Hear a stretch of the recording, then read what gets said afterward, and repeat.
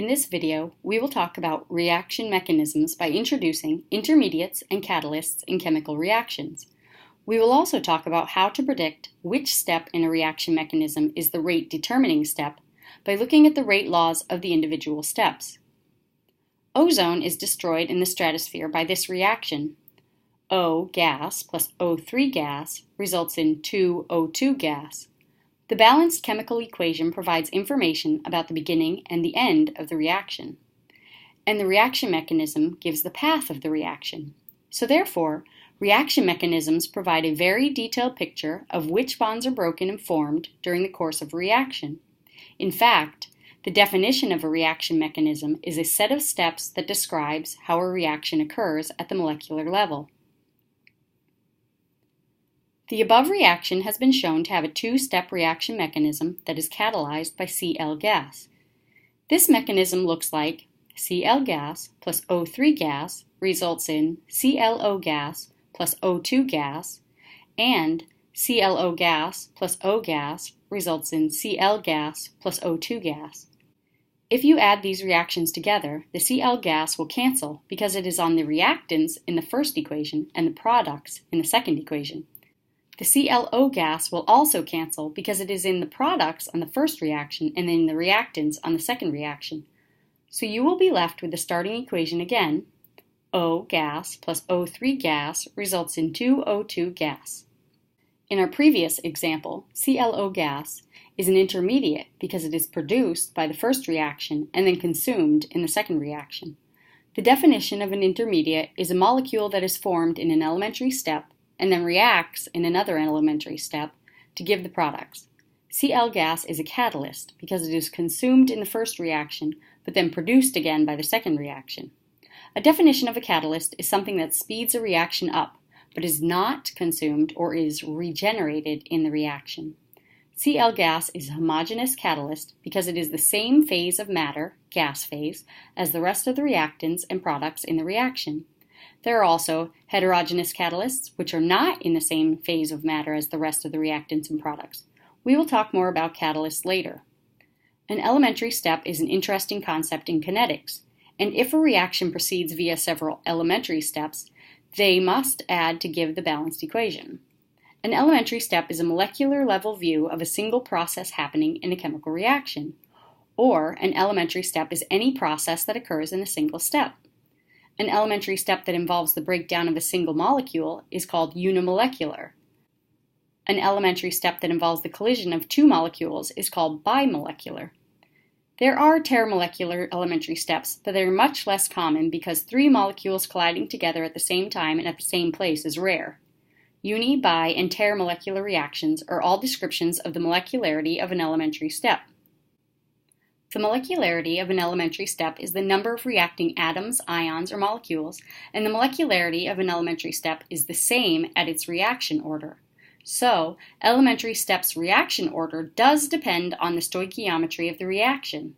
This is why a valid reaction mechanism must be consistent with the stoichiometry of the reaction, because this reaction mechanism must be consistent with the rate law for the reaction.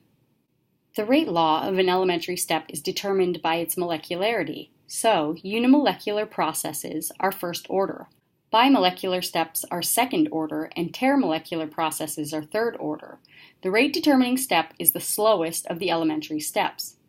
Look at the following table of generic elementary steps and their rate laws.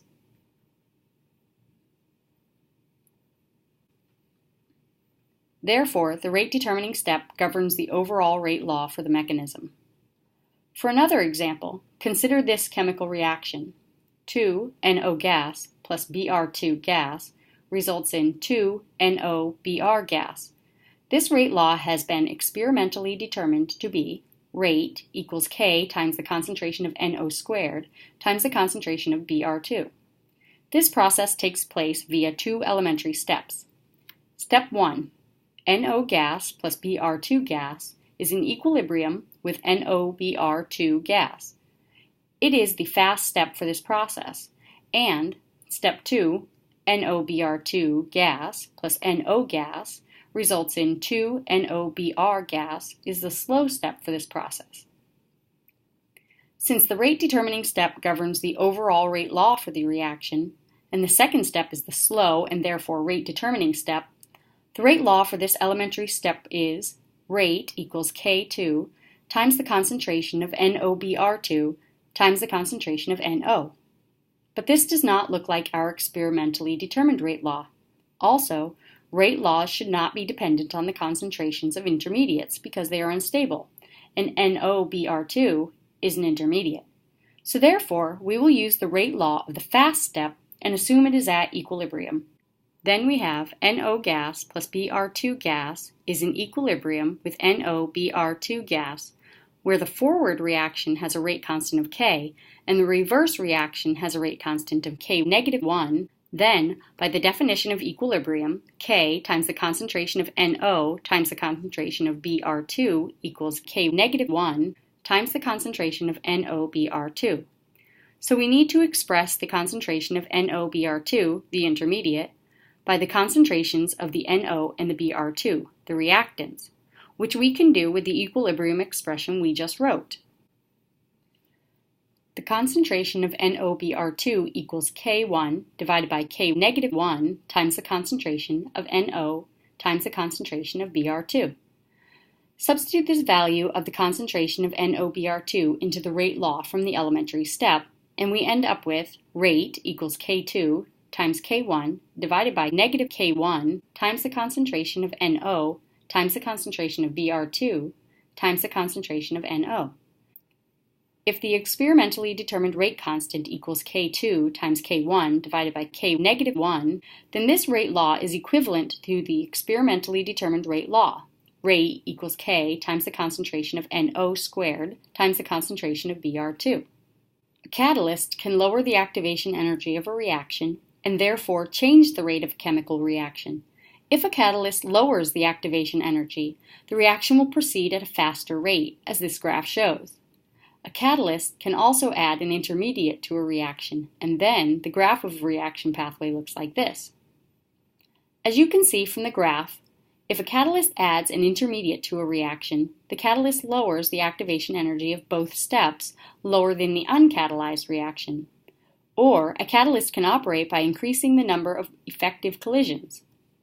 For the Arrhenius equation, which states the rate constant equals A, a frequency factor, times the exponential of the negative activation energy divided by the gas constant times the temperature. So catalysts operate by either increasing A, the frequency factor, or lowering the activation energy, EA. There are two types of catalysts. As mentioned before, homogeneous catalysts, which are in the same phase as the rest of the reactants and products in the reaction. There are also heterogeneous catalysts, which are not in the same phase of matter as the rest of the reactants and products. A typical example of a heterogeneous catalyst is a catalyst in the solid phase, and reactants and products are in the gaseous or liquid phases. The first step is the binding of the reactant molecules to the catalyst surface, which is called adsorption. The adsorbed species or atoms or ions are very reactive when they bind to the active sites of the catalyst. Enzymes are biological catalysts, and most enzymes are protein molecules with large molar masses. Substrates undergo a transformation at the active site of the enzyme catalyst, typically called the lock and key method. This means that the substrates are very specific to the enzymes and the reactions they catalyze. Since enzymes have very specific shapes, the substrates get locked into the active site where they undergo a fast reaction and are then released. So only substrates that can fit into the enzyme lock can undergo a reaction. If a molecule binds tightly to an enzyme so that another substrate cannot displace it, then the active site is blocked and the catalyst is inhibited, enzyme inhibitors. The number of events, turnover number, catalyzed is large for enzymes, 10 to the third to 10 to the seventh per second. So enzymes are incredibly fast catalysts that we have never been able to replicate in the lab. Now we will work on some problems that use the concepts in this video. 1. Consider this mechanism. Step 1. O2 gas results in 2O gas, slow. Step 2. O gas plus N2 gas is in equilibrium with NO gas plus N gas, fast. Step 3. N gas plus O gas is in equilibrium with NO gas, fast. A. What is the overall balanced reaction? B. Identify the reaction intermediates in the reaction mechanism. C. Write the rate law based on this mechanism. D. What is the overall order of the reaction? To find the overall balanced equation in Part A, add all three reactions together. When you do this, you need to write out all the reactants on one side and all the products on the other side. This will work out to be O2 plus 2O gas plus N2 gas plus N gas results in 2O gas plus 2NO gas plus N gas. Then cancel out what is the same on either side, which is there are 2 O gas on either side and 1 N gas on either side. You wind up with O2 gas plus N2 gas results in 2 NO gas. This is the overall balanced equation. To identify the reaction intermediates in Part B, remember the definition of an intermediate, which is a molecule that is formed in an elementary step and then reacts in another elementary step to give the products. The first reaction produces 2 O gas, and this is consumed in the next two steps, so the O gas is an intermediate. In step 2, N gas is produced, and it is consumed in step 3. According to the definition of an intermediate, N gas is also an intermediate. The rate law based on this mechanism is based on the rate determining, or the slow step of this reaction. The slow step is the first step in this reaction mechanism. Therefore, the rate equals K, the rate constant, times the concentration of O2. We need to determine if O2 is in the overall balanced reaction. O2 is in the overall reaction because it is O2 gas plus N2 gas results in 2 NO gas. Therefore, we do not need to do any manipulation of this rate equation. The overall order of this reaction is based on the rate law we just wrote for the first elementary step. Since there is only one O2 in this reaction, the rate law is raised to the first power, and the overall order is 1. 2. For the spontaneous reaction, A plus B results in C, results in D plus E, draw the activation energy graph if the reaction has two elementary steps. The first step is rate determining, and C is an intermediate. First, what is an activation energy graph? The activation energy graph shows the energy between the reactants or the products and the transition state. The x-axis represents the progress of the reaction from reactants to products, and the y-axis represents the chemical energy that is needed to make this reaction happen. Let's draw the axis first. Then draw the reactants and products on the activation energy graph. The reason we know that the products are lower in energy than the reactants is because we said this was a spontaneous process. Since the reaction has two elementary steps, it is going to have two humps, because an elementary step causes a transition state. Since the first step is rate determining, it will have a larger hump because it has higher energy. This is because it is the slow step of the reaction, and the reactants need to rise over this hump to get to the intermediate C, which is placed in the valley between the two humps. Once the intermediate is reached, it is easier to get to the products than go back to the reactants, because there is a smaller hill to climb. 3. A proposed mechanism for the decomposition of hydrogen peroxide consists of three elementary steps. Step 1, H2O2 gas results in 2OH gas. Step 2, H2O2 gas plus OH gas results in H2O gas plus HO2 gas. Step 3, HO2 gas plus OH gas results in H2O gas plus O2 gas. A. What is the overall balanced equation? B. Identify the reaction intermediates in the reaction mechanism.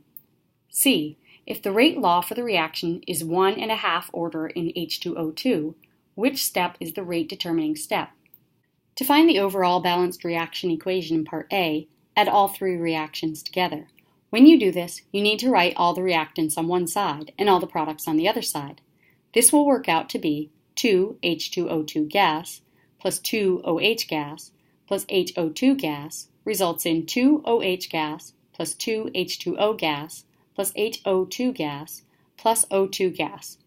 Then cancel out what is the same on either side, which is the 2 OH gas and the 1 HO2 gas. You wind up with 2 H2O2 gas results in 2 H2O gas plus O2 gas. This is the overall balanced reaction. To identify the reaction intermediates in Part B, remember the definition of an intermediate, which is a molecule that is formed in an elementary step and then reacts in another elementary step to give the products.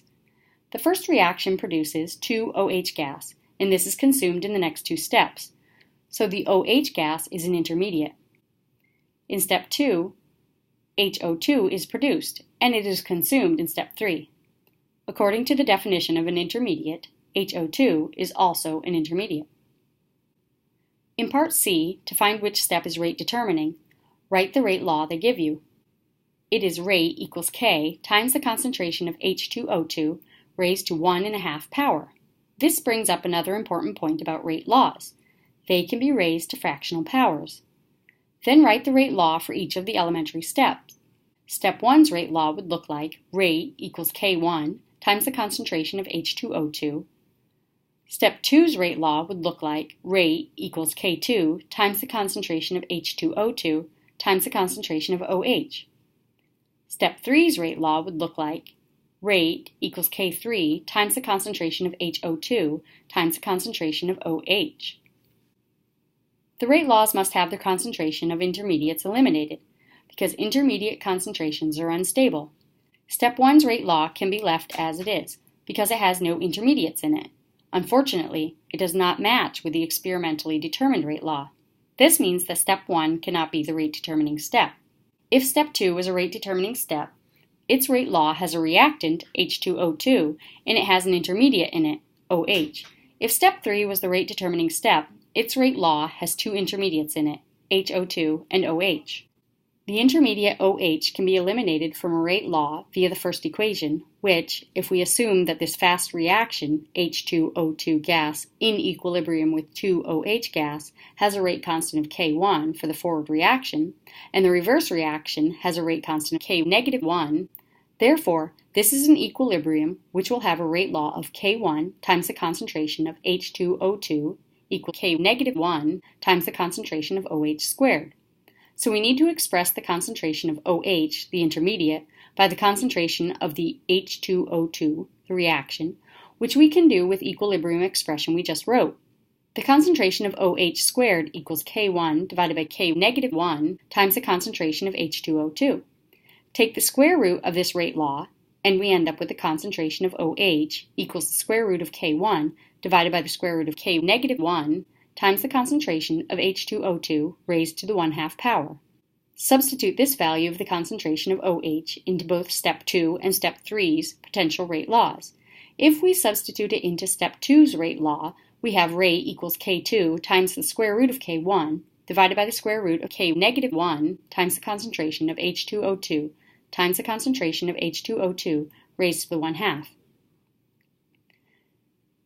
If we assume our rate constant of K2 times the square root of K1 divided by the square root of K-1 equals our overall rate constant K, then this rate law is our overall rate law. Rate equals K times the concentration of H2O2 raised to the 1/2 power. We do not need to substitute in our concentration into step 3 because we already found our answer. Step 2 is the slow step and the rate determining step. 4. Is NO a catalyst for the decomposition of O3 in the following three-step reaction mechanism, or is NO2 a catalyst for the conversion of O3 to O2? Step 1. O3 gas plus NO gas results in O2 gas plus NO2 gas. Step 2. NO2 gas results in NO gas plus O gas. Step 3. O gas plus O3 gas results in 2O2 gas. Overall reaction, 2O3 gas results in 3O2 gas. Remember the definition of a catalyst, which is a molecule that is consumed in the reaction, but then produced again by a second reaction. The overall reaction has O3 and O2 in it, so we can ignore both of these reactants and products because they will not be catalysts. NO is consumed in the first reaction and is produced in step 2. NO2 is produced in step 1 and is consumed in step 2. And O gas is produced in step 2 and consumed in step 3. Therefore, NO is a catalyst because it is consumed in one reaction and then produced in another. And NO2 and O are intermediates because they are produced in one reaction and then consumed in another. So the answer is that NO is a catalyst for the decomposition of O3.